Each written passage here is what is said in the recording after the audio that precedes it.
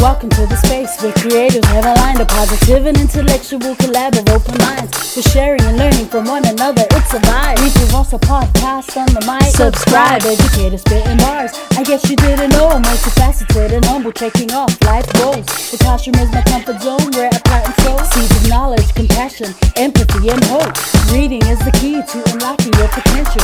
Countless benefits, including cognitive and mental. Regardless of the genre, books are highly influential. Go get yours, I'll get mine. Making strides, monumental. Come rock with me and get down to this new jam. With my friends, I had a very simple plan. Educate the masses through books and life lessons. It's the grand slam. I'm out. Talanoa and welcome to the ReadswithRosa podcast. On today's show, we have a writer who was born and raised in Guam. She worked as a journalist for several years and later returned to Guam for a career and lifestyle change. She is the author of several board and picture books for children. She and her brother co-authored the picture book 𝚤 𝚤𝚎𝚗, the first installment in the science series. By day, she is an English instructor and tutor, and when she is not writing or working, she visits cafes around the world. Yes, fam. I too am curious about that, and we will get there. It is an honor to welcome to the show Cathy Payne. Woohoo! Hi, Cathy. Hi. Welcome. Welcome. Hello and Hafa Adai. Hafa Adai is how we say hello on Guam. Hafa Adai. Okay, I love that. Thank you so much. It is an honor. It is such an honor to have you here. Oh, I thank appreciate you coming through. Yeah, I'm happy to be on the show. I'm a big fan. Yay. How is life, or how is the weather over? I was about to say in your part of the world, but I feel like Guam is so close to Japan. Do you have a winter at all, or? No, we just have two seasons. We have a dry season and a rainy season. So right now it's actually really cool. So it's really nice. It's really just breezy and I just love it. It's a very sunny time of year. Oh, I'm jealous because it's so cold here right now. I mean, I'm jealous. Okay, well, as before we get into it, I like to ask guests to give a brief introduction. Right. I left some things out in my introduction because I knew that you would do it for me. So please, Cathy, when you're ready, go ahead.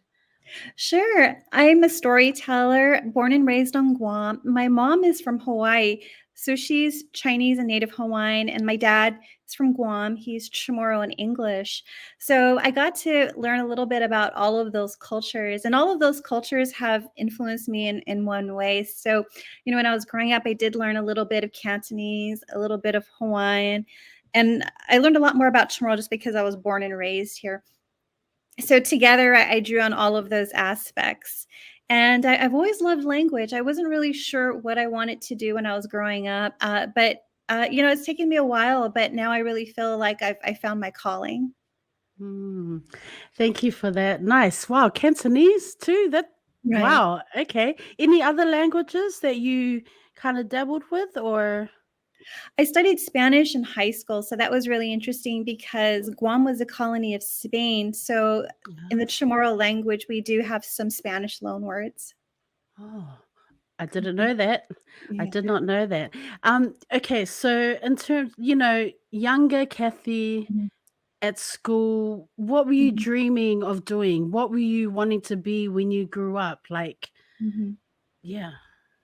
Yeah, it's really interesting. So I used to stutter. And so stuttering was a big part of my childhood because I had to go to speech therapy. So because I had difficulty speaking, I really turned to reading and writing because I just felt more comfortable that way. And so the writing really picked up. But I have a wide array of interests. So I really wasn't sure what I wanted to do. And so I did think about becoming a lawyer. I did think about becoming a doctor. It actually took me a while before I went on the path of journalism and then later on to teaching English and being a tutor.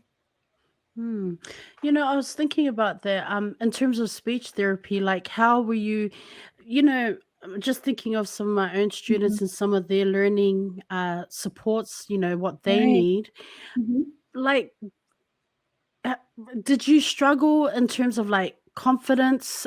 Did you shy away from things in the class? Like, what was going on in the classroom because of the fact that you went to speech therapy because you had the stutter? Mhm. What was that like for you as a student? Right, as a student, it was really difficult because I actually used to get teased for my stuttering.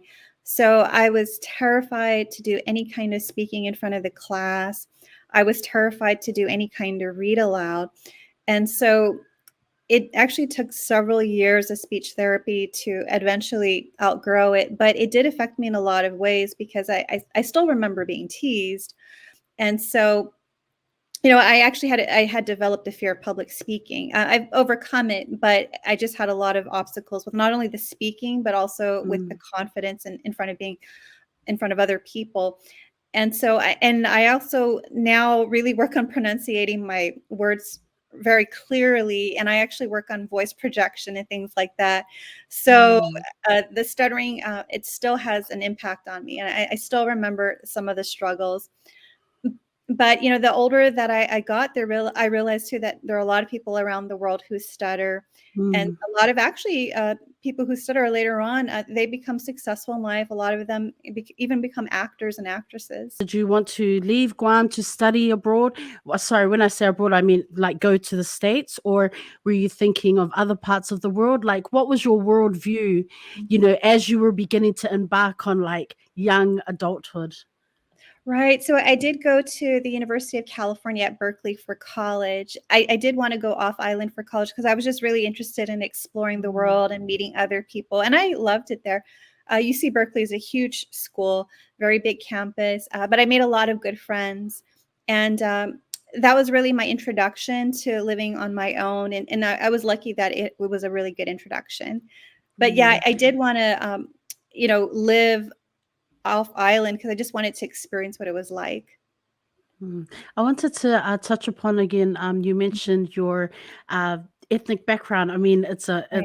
you have so many layers, important layers to your identity. You've got your Mhm. Chinese, Native Hawaiian, Chamorro, and English. Right. And in terms of growing up in your home, Mhm. what was that like? What languages were you hearing, or what music were you hearing, Yeah. or uh, in terms of books, like what was that like? How do you how were you able to connect to those different layers through mum and dad? Yeah, that's a really interesting question. So we always celebrate Chinese New Year, so I'm actually looking forward to it coming up. Mm. And we always like have the red envelopes for Chinese New Year. I love that. I grew up listening to a lot of 𝚎𝚎 music. I love that. And the Chamorro language.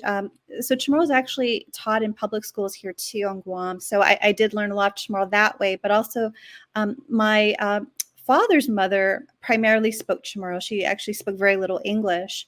So whenever we visited her house, I was just immersed in the language. So that was really good. And so on Guam, we have fiestas. And so I love that. Like we would always just go to these parties and eat a lot of food. And then English, yeah, I did actually get a lot of influence from English writers. Like for a while, I was really studying William Shakespeare and like Christopher Marlowe, all of those types of writers. Hmm. In school, when you were in Guam, were you studying Chamorro writers, or were they Spanish writers? Like, what types of books were you reading in the classroom? Were they uh, writers from the UK? I don't know, Asian writers?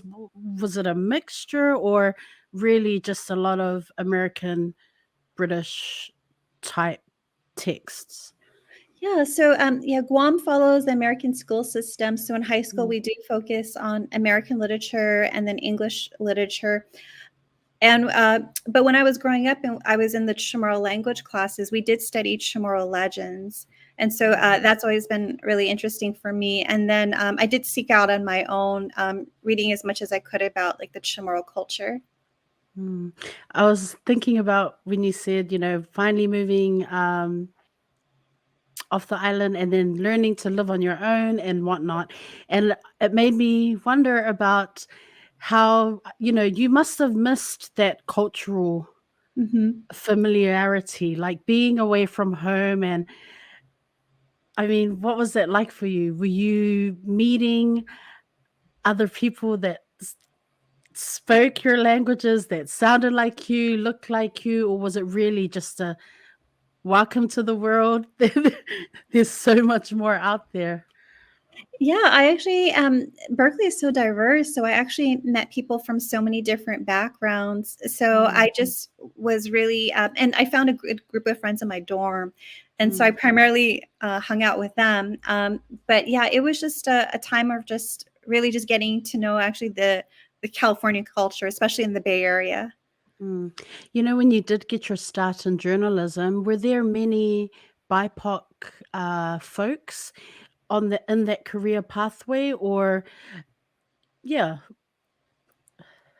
Yeah, actually, so I was a journalist in Detroit, Michigan, and then I was a journalist in McLean, Virginia, so which is right outside of DC. I was a journalist at Detroit Free Press and USA Today. And so in those places in Detroit, there was a fair amount of, BIPOC and also too at USA Today, but not so much Pacific Islanders. I was the only Pacific Islander at the Detroit Free Press. And then at USA Today, there's only one other Pacific Islander. What is it like when you would come across a Pacific Islander? Oh, yeah, I just feel like at home. Like I just felt like we could relate in a way that was unspoken.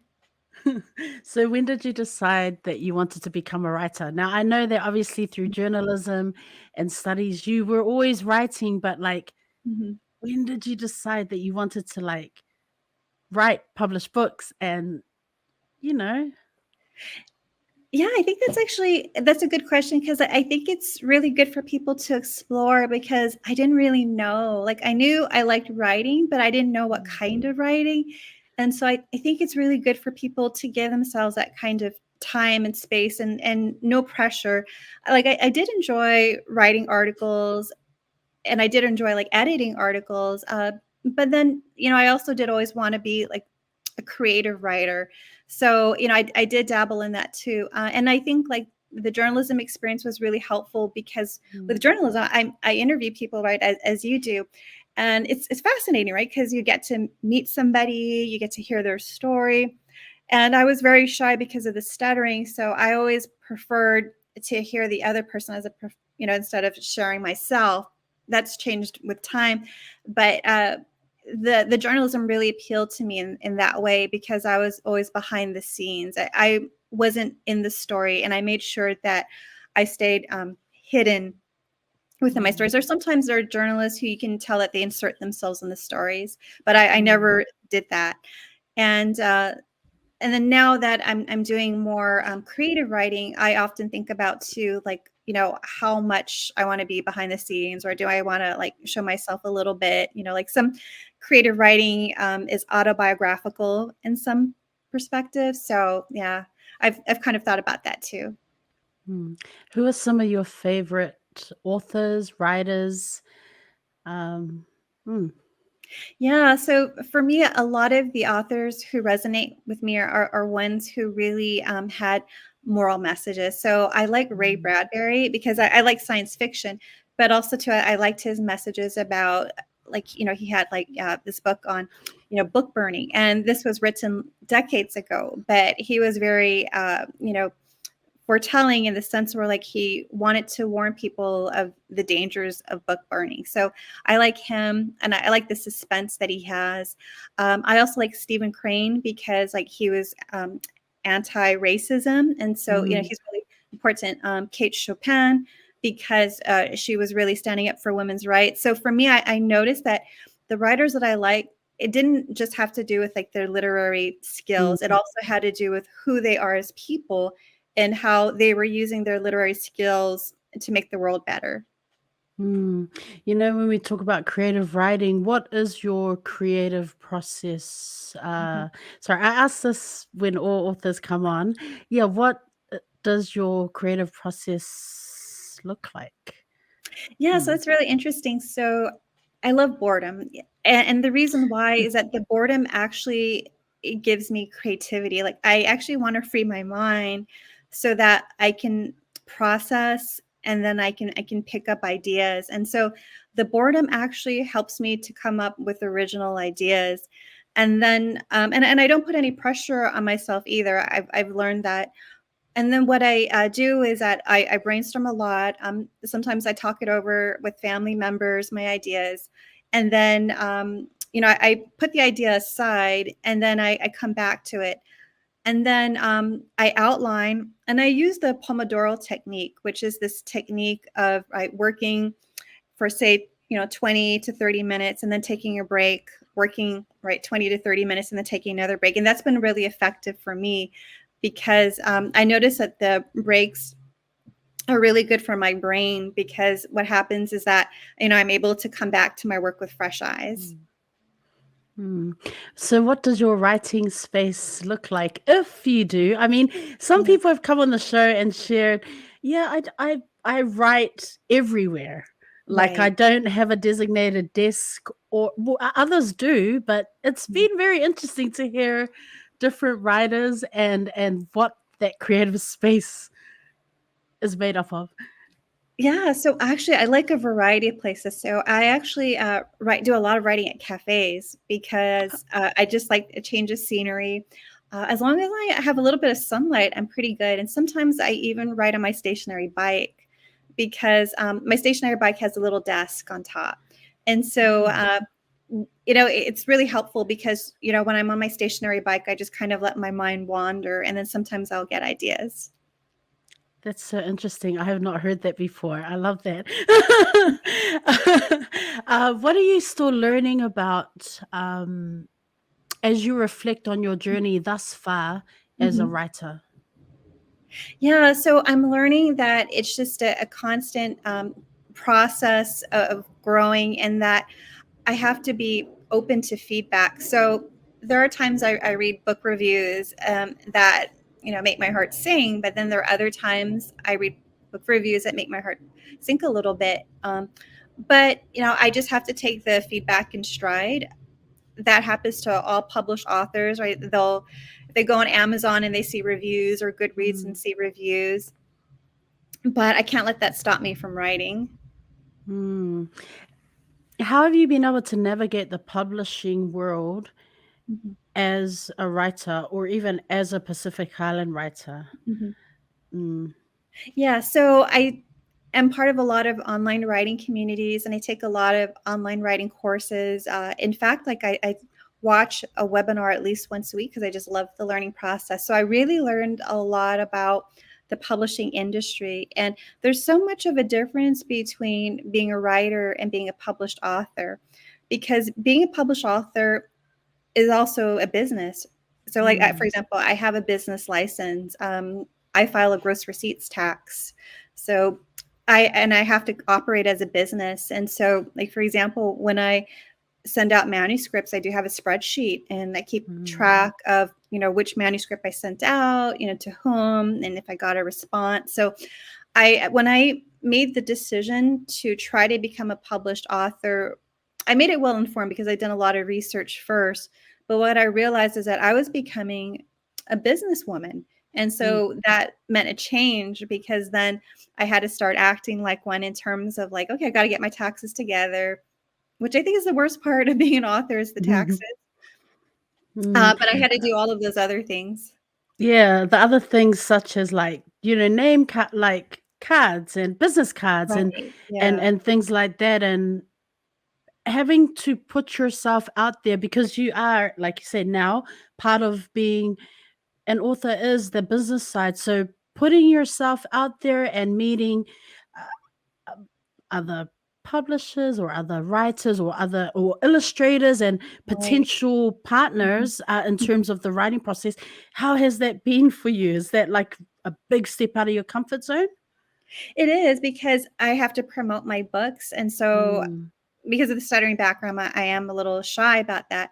That's actually been really hard, because, like, I'll go on social media and I'm like, okay, I got to promote this book. And while I do want to tell people about it, it's really hard actually for me to toot my own horn. And so, and there's a part of me too that's like, okay, I need to be humble.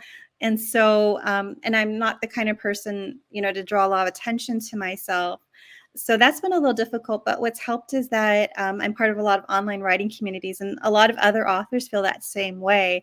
And we talk about like how to like think about it, like you think about like you're sharing a product, and they also talk about ways that you don't like overwhelm your followers with like book promo after book promo, and that you give back to your followers. So I've learned a lot of tips that way. Imposter syndrome. Yeah. Imposter syndrome. I mean, that, I feel like even as Pacific Islanders, I too struggle like with that. And like what you said, you want to be humble. Right. You don't want to toot your own horn, but there are so many people out there doing it. It's not that we're trying to compete. Well, yeah, really, if you're a business, you are competing with that. But I feel like you just still want to be like genuine. You still want to, come across as like approachable without being in your face. Like imposter syndrome is, as we've talked about this with other guests that have come on, it is something I feel that we really, as Pacific Islanders, we struggle with, just because of that. We're just trying to be humble. We're just trying to get on with what we got to do. Right. It's hard. It's like, it's hard.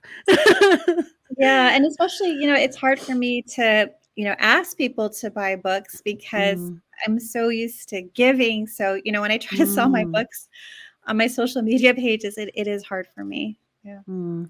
I was wondering, okay, so about social media, have you been outside of your writing communities? Have you been able to network with other Pacific Island writers, Hawaiian authors, Chamorro author? Like, is there a network? Is there a collective of you out there? Is there a support group? What's that situation?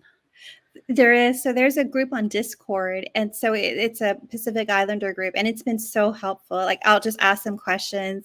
So I recently asked, like, should I get a website? Should I have an author website? Because I've been on the fence about that. Being shy. I was like, oh, do I really want to like have an author website to maintain? But they were really reassuring, and they were telling me about their experiences with having an author website.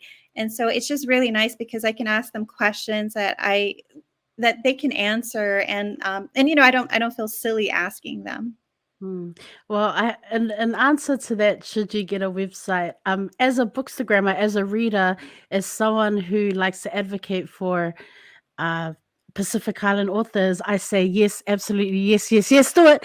Now, Yeah. okay, let me explain myself. So when I first started this whole like account, it is a bookstagram, but now I've just added my podcast to it because I just don't want to manage. I can barely manage this account, and I don't want to have all these different accounts that I'm trying to manage.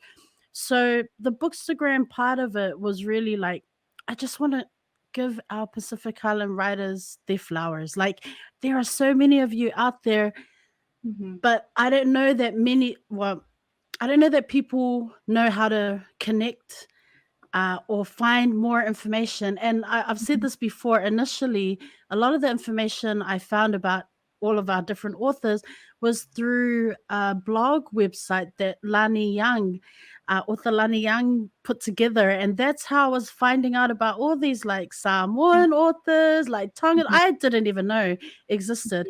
And so what I've found is, as a reader and as someone who is actively trying to promote Pacific Island writers, like, I would love for people, even you don't have to be that active on Instagram, like have a website, and if you can, have an Instagram account that is separate from your personal account, because I will tag, I've done that, and people have said, "Oh, I've been trying to get in touch with this author." I'm just like, I'm a medium, kind of like, this is how we can connect with these authors. Yeah. Like, I just think that there are so many of you who have just put out some great works, and it's like, why shouldn't you get followers? Like, why shouldn't you get people interested and curious about your writing? Do you know what I mean? So from the perspective of a bookstagrammer and from a reader, I would say yes, absolutely yes. but it's cool that you're on Instagram. Like, I think that's great. That's a start. So I Yeah. just want more about, and I get it, right? Everyone's super busy. I mean, I can barely manage my Instagram account, but I get it. People are busy, family life, more important things going on. But it's just that's how we can get. It's just one of the ways that we can get more exposure for That's our authors like you. That was a yeah. very long spiel. Apologies. Oh, it was great. It's a good perspective. Thank you. Okay, so we're at the part of our talanoa when I want to get into your books. So, yes, fam, if you are listening, check the bio. Check the bio of the podcast, and there will be links there on how you can connect with Cathy and check out her work. There will be links to buy her books. So please check the bio, follow her on Instagram, and all that. Okay, so you have written board books and picture books. Right. There's also audio recording. Oh, okay, so the audio book recording that on YouTube. I'm such an advocate for audiobooks, but I want to come back to uh, the board books and picture books. Why did you decide to start with board books and picture books? That's a good question. So it's really helpful for kids to see themselves in books. I always wish that I had more of those books when I was growing up. So it's really nice that so I write board books for Hawaii's children, right? The keiki. And I love that because I've always wanted to have a tie to Hawaii in that way. And then I write picture books for Guam children. And so the picture books, they're written mostly in English, but a little bit of Chamorro. And the reason why is that that's actually my level of fluency. So I wanted to be authentic. I actually, can just sprinkle a few Chamorro words here and there. I primarily got that from my grandmother and my father because there are just some concepts that I can express in Chamorro that I can't in English. And so those books, they reflect my level of fluency, but they do reflect a lot of the Chamorro culture and the values, especially that have shaped me. Okay, I want to ask you about this book, which I cannot pronounce, so you're going to help me. So the themes of one of your books is Chamorro values, respect for elders, and Right. sportsmanship, which I was really curious about the sportsmanship part. So Right. how do I pronounce the name of that book? Sure. It's called 𝚑𝚎𝚗 𝚑𝚎𝚗 𝚗𝚡. Okay. 𝚘. But how did the idea for that book come around?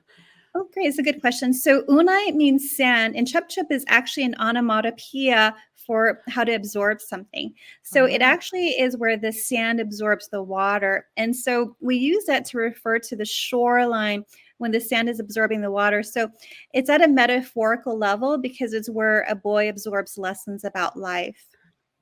Oh, continue. Okay. Yeah, so the boy is like me in some ways because the boy learns something from a mentor, how to make sand sculptures, and then there's a contest, and he goes up against some really good competition, and then we see what happens at the end of the contest, and so he shows good sportsmanship. And so it actually really shows the Chamorro culture that even if things may not go exactly as we planned, we still have to be respectful to everyone around us. And the Hawaii tourist attractions, the three these little kittens in Hawaii. Right. Yeah, tell us about that book. It's so Yeah. cute. Yeah. So I have always wanted just to capture the magic of going around all of the Hawaiian islands, and so that book really came to me, and I was so happy because it's really nice to not just focus on Oahu, but also on Maui, the big island. So it was really nice to draw all of that together. And then I also have a Hawaii board book called 10 Little Surfers. Yes. And I love that board book because I love the counting in it. And then there's also rhyme in it. So whenever I read that aloud, the kids love it because the rhyming helps with prediction. And so, the kids will already think about the word that's going to come, and then they practice their counting. Oh, I love it. Let's talk about 𝚤 𝚤𝚎𝚘, which Right. is the first installment in the science series. A letter from the authors. Our childhood home in Guam and our first science lab were one and the same. I love that because I was like, oh, the kitchen experiments we did when we were young sparked a fascination with science that never died out. Yeah, tell us. There's more, but I don't want to ruin it, guys, because you got to buy the book. I'm just saying. Tell us more about tell them all. Yeah. So, so that book was really interesting too, because I've always liked science. So growing up as a kid, I just had all these diverse interests. That's why actually being a children's book author is really good for me in that way, because then I can, write about all of these diverse interests. And so, I've always liked science too. But I actually never wanted to go into science as a career. It's just because I just prefer language. And so, but now I get to write about science. And so I've always been interested in science because I was in this gifted and talented education program in school, and we always did science projects there. And then, at home, like I was always involved with like cooking and baking, and that always involves science too. And so what was really interesting is that I saw a lot of children's books that would celebrate Pi Day, Earth Day. But I thought, well, why don't, they celebrate Mole Day? And so, and I thought like, oh, the mole animal's like so cute. And I thought that could be the mascot for Mole Day. And then I thought, well, then I did. So what I do is when I have a book idea and I want to say, okay, has somebody done this before? So I checked Amazon. Nobody had done it before. So I was like, oh, this is great. It can be like the first children's book on Mole Day.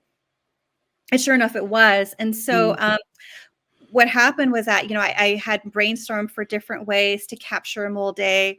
At first I was going to have anthropomorphic moles, but then, later on, I kind of thought, with my family, that maybe it would be better to have a classroom setting. And so, because, my brother's a co-author on that. So that's why it's also good to have a co-author, because you can bounce off ideas. So with him, we revamped it to a classroom setting.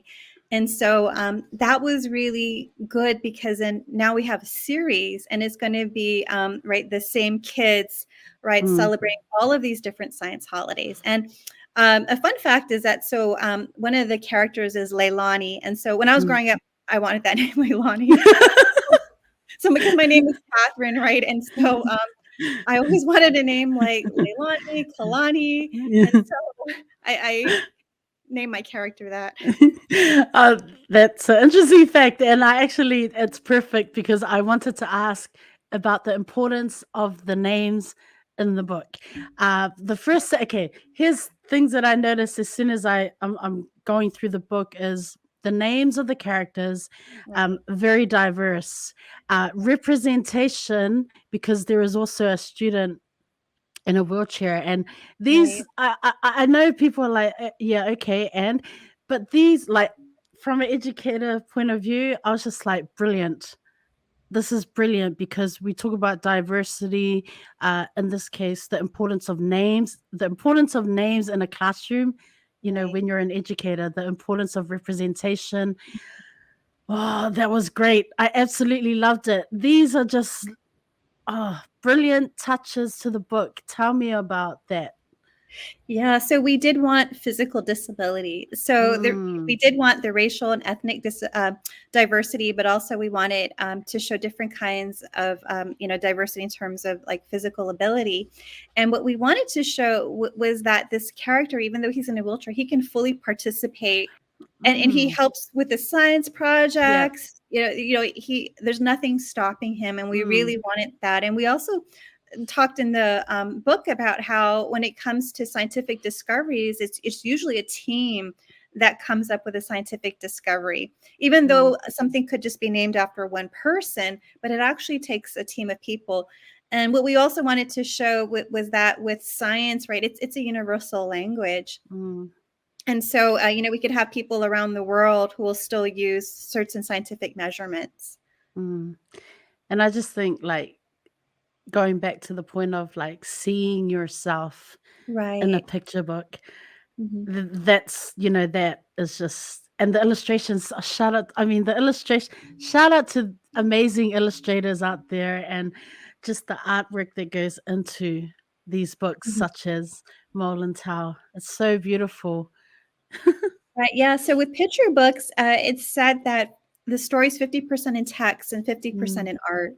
And so it's really nice to see in that way, because as authors, we have to make sure that, we don't repeat what's in the art, and the art, doesn't repeat what we say. So it's a really nice like synergy. Let's talk about the song of is it Oh, right. 𝚬𝚎𝚗𝚕? Yeah, that's the English, but I'm going to ask you because there's also the Chamorro, right? So Right. because I bumbled that, what is it? How do you say the name of the book? Sure. So I wrote a picture book about a Mm. Chamorro instrument called the 𝙬 𝚬𝚎𝚗. And so the 𝚬𝚎𝚚𝚎. title of my book is called 𝚬𝚎𝚬𝚑𝚎 𝚬 which means the song of the 𝚬 𝚬𝚎. Mm. So it's about a little girl who learns the instrument, but she also overcomes something that happens in her personal life. So there are two levels of the story. One level is introducing students to this Chamorro instrument that is not played so much today. And the other level is dealing with grief.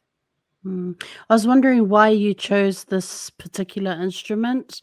Yeah.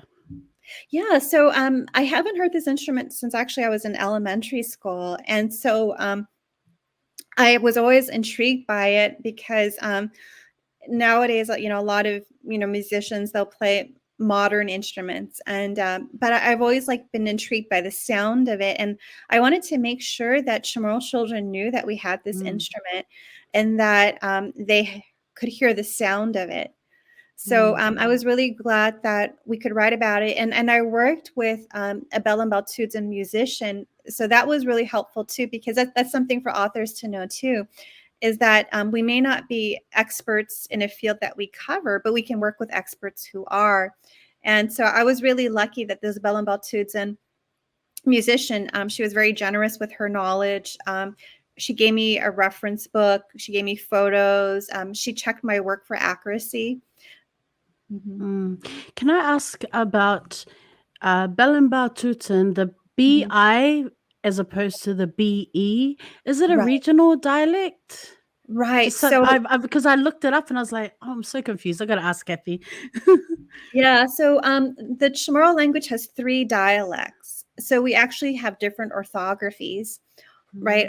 And so there's the Guamanian orthography. So the spelling is slightly different than it would be in the other 2 dialects. So there's the Guamanian dialect that has its own orthography, and I use the Guamanian dialect.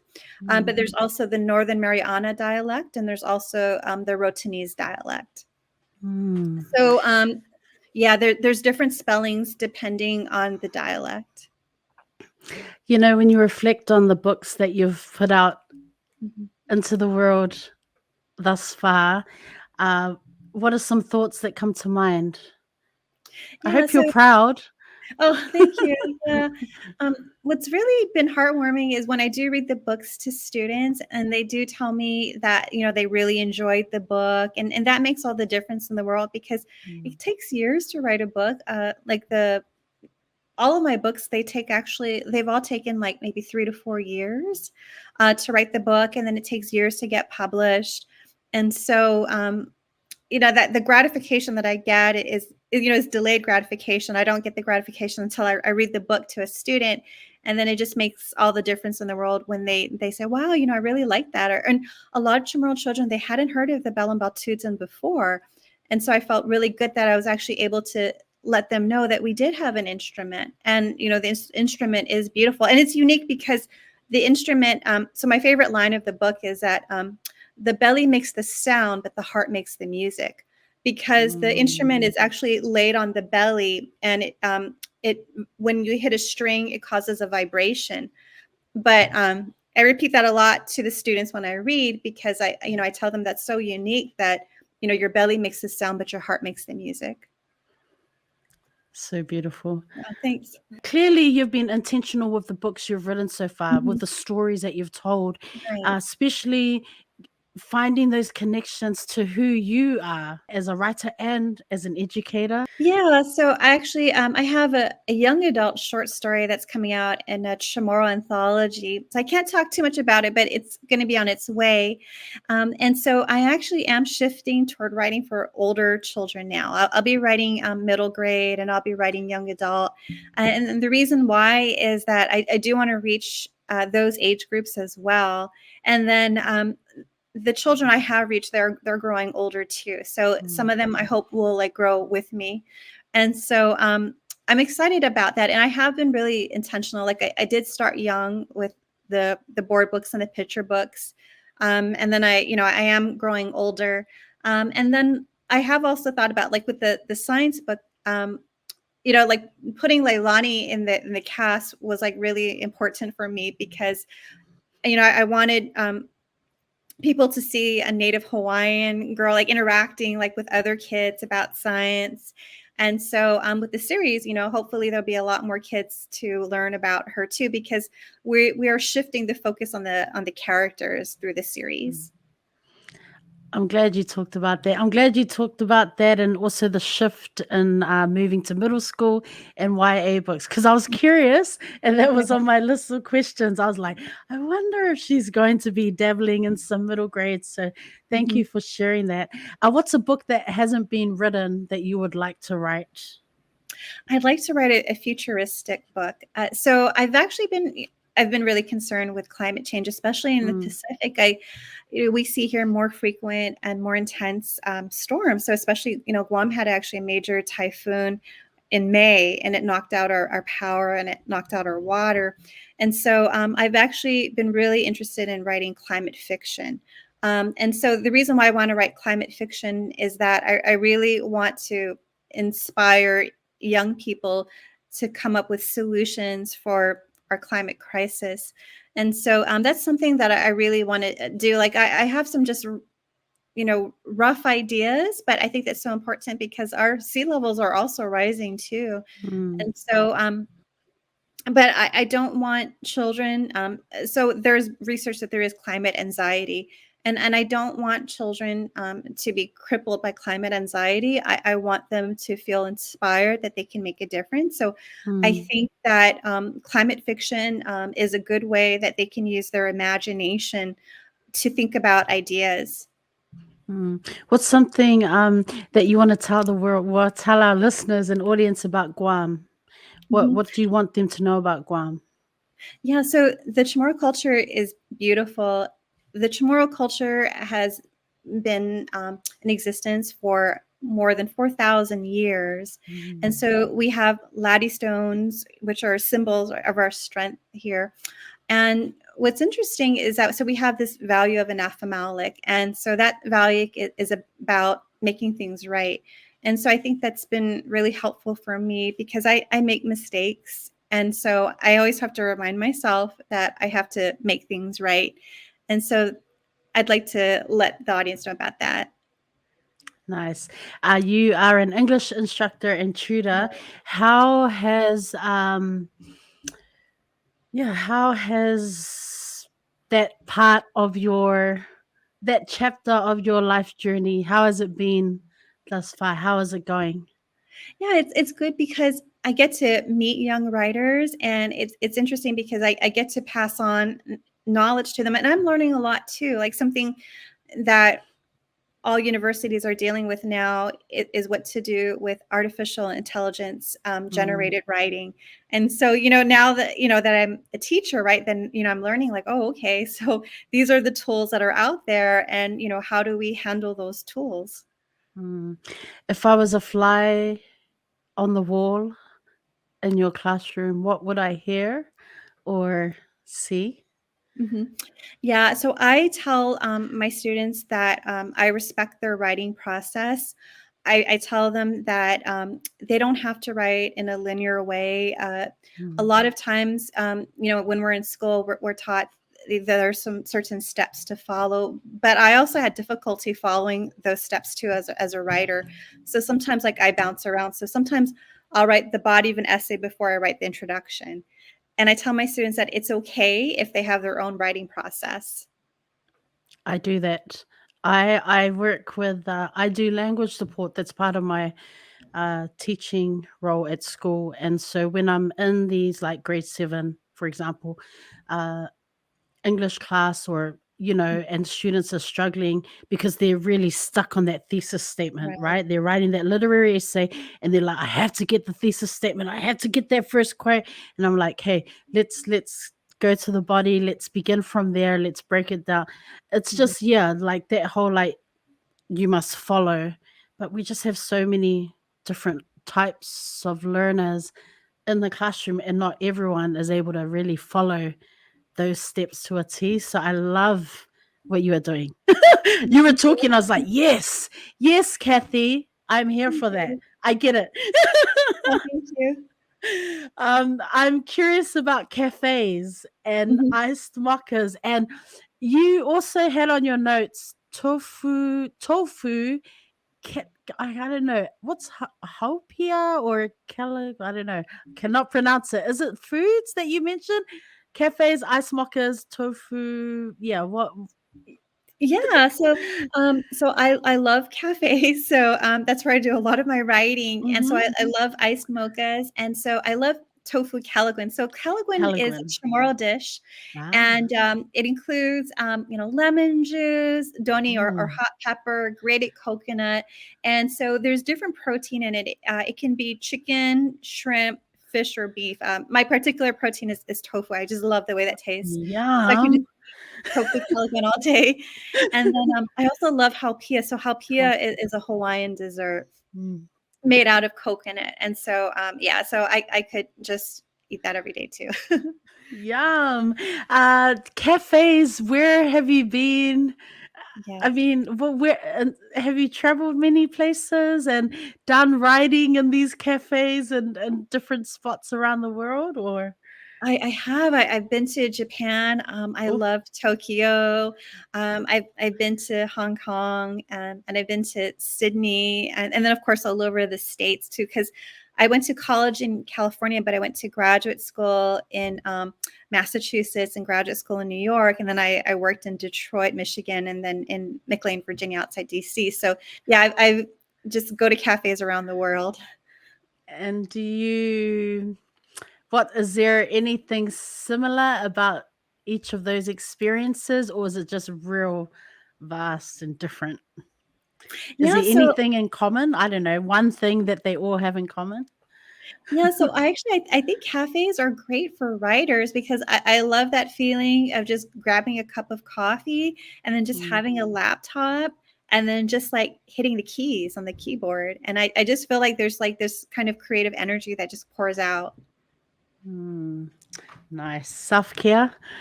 Oh, so How self-care. Yeah, go ahead. Yeah, so I love sunshine. So that's really important to me. So the first thing that I do when I wake up is that, I pull open the curtains. I drink coffee in front of like the window with the sun, but my self-care is sunlight. I love the sun. I really do. It's winter here right now, but the thing with Tokyo winters is that it's in the morning, it's like 0 degree. It could be freezing in Right. the night, so cold, but during the day, the sunshine is amazing. And when the teacher's workroom gets like, I mean, people, they're like, someone turns on the heater, someone turns it off, and it's just this back and forth. You got people coughing, people sneezing, and it it bothers me, and I can't focus. So sometimes, actually, a lot of the times, I'll go out to the screen top area that we have, and I'll go with my jacket, scarf, everything, even if there's a slight breeze, but the sun is just so warm on my face. I love sunshine. Yeah. I'm a Right. real summer type of person. So yeah, that resonates with me. I get that. I totally get you. Book recommendations. This is the fun part. Yeah, so I really love 𝚬 and the Fire Goddess by Malia Manikea. The reason why is I love Hawaiian culture, and it was just so fun. And and I love like the stories about Pele. And so yeah, that was I recommend that. I also really love the Last Quintista by Donna Barba Higuera. Partly because, I can connect with a lot of the Spanish culture because there's still a lot of Spanish influence on Guam. And it's just a great story. And I loved, the futuristic aspect about it. And for everyone who is watching, or if you're listening on the podcast platforms, check the bio. There'll be links to how you can connect, not just with Cathy, but also get her books. Okay, so you Oh, will not be disappointed, fam. Check the bio, click, follow her on Instagram, and as we look forward to this project that she mentioned but can't really go into. So we're yeah. excited. We're excited about that. Anything else that you're looking forward to this year aside from upcoming project? What are you looking forward to in 2024? I can't believe we're saying 2024, but Right. here we are. Yeah, I'm actually just looking forward to my short story coming out in the anthology and just sharing that with students and meeting actually high school students to talk to them about it. So that'll be different because I usually read my books to at daycare centers or at elementary schools, but I'm excited to read my short story at high schools. Do you have any advice or some encouragement for budding writers, for young people who are wanting to get into writing, or not even young people, just anyone? Because you can write at all stages of your life. So, what's some advice that you have? Right. So I think it's good to think about whether you want to be a writer or whether you want to be a published author, because they're Mm, actually two different things. And so if you want to become a published author, you do have to think about the business side of things. Because one of the things that I had to think about was just what publishers want to buy. And so what I realized is that there are some differences between what I think is a sellable story and maybe what some publishers think is a sellable story. What I do see is dominant is the Western story structure, which is Freytag's mm, pyramid.